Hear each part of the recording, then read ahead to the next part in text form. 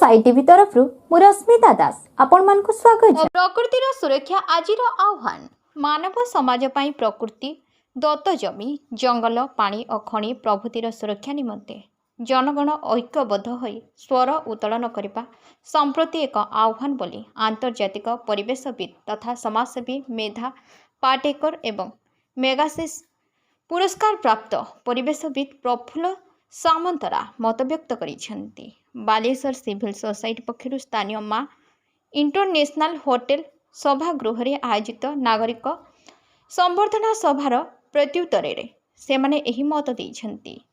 Society सभापति अंतर्यामी प्रधान अध्यक्षता करथिया बेले संपादक मनोज नायक प्रारंभिक सूचना प्रदान करथिले।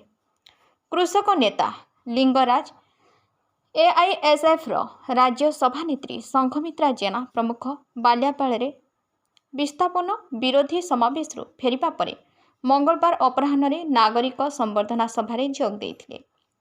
बालेश्वर वकील संघ मानव अधिकार और युव विकास परिषद जिला एआईटीयूसी बालेश्वर जिला संख्यालघु आईनजीवी संघ जैव विविध संरक्षण संघ आंबेडकर विचार मंच सरकारी मेडिकल कॉलेज क्रियानुष्ठान कमिटी और विभिन्न अनुष्ठान पक्षर पार्थ सारथी दत्त सुरमा मिस्त्री विमल सेन मोहम्मद इस्लाम ममता महापात्र शंभुनाथ महांती निरंजन परिड़ा राजेश पंडा डॉक्टर गोविंद चंद्र विश्वाल डॉक्टर सिद्धार्थपति श्यामसुंदर जेना सीताराम प्रधान अर्चना नंदी जयंत महांती दीपक दास सुदर्शन जेना बंशीधर पंडा रमेश चंद्र जेना सुरेंद्र पंडा और सांबादिक रतिकांत पात्र प्रमुख पुष्पगुच्छ दे अतिथि को संबोधित करते गौरांग पाणिग्राही धन्यवाद देते।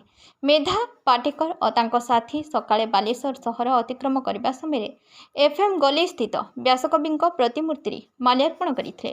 पथ विक्रेता संघर राज्य सभापति जयंत दास नेतृत्व में शताधिक पथ विक्रेता अतिथि को संबोधित करते। आबिद खां टीपीरी सिंह दीनबंधु साहू और मनोज राठौर प्रमुख संघ पक्षर उपस्थित थे।